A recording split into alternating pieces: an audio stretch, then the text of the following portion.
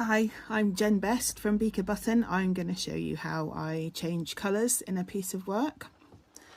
I don't like knots in my work, so I don't knot anything, and it's just going to be a little quick video, just hopefully this will make life a bit easier for everybody. So the first thing I do is cut the old colour off, giving myself a nice long tail. And then to join in the new colour, and give myself a nice long tail, and put the needle in as if I'm going to knit the next stitch. This is going to pull loose, but I just ignore it. So I've got my needles ready to knit. I make a loop with a nice long tail out of my new thread, loop it around the back of the needle and just knit with it. And then I'll drop the tail and work the next few stitches. So I was doing moss stitch on this, but I'm just going to do a few stitches just so you can see. So this pulls loose, don't worry about that.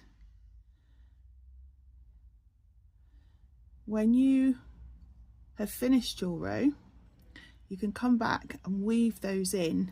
When you've finished a couple of rows, you can come back and weave those in, and that will sort out any sort of tension issues and make it nice and secure.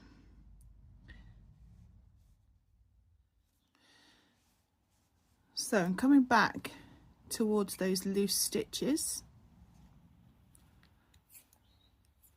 and I'm just going to ignore the fact that it's loose and then just gently tug. So what you're not doing is pulling tight, you're actually pulling it so that they sit the same size as the others. And then when you've got up your work a little bit, or at the end if you prefer to do it that way, I would weave them in. So I'm going to just show you how I do that quickly. So on the back of the work, and I try to weave in the same colours where possible, and I weave in a good 4 inches. So this is my stitch. I was doing moss stitch before, so I'm just picking up those little bumps at the back, little pearl bumps at the back there, and I either try to weave in 4 inches in one direction, just tug it so that it looks the same as the stitches below it, or I'll change direction and come back and see this is my other tail that I wove in earlier. I'm just going to go back up there a couple of stitches,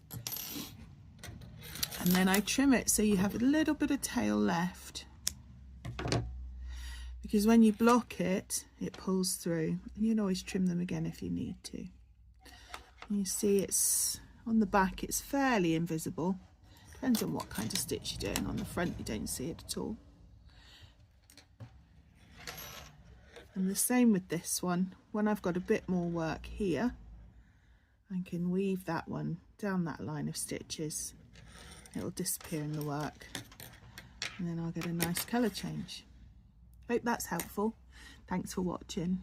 Bye.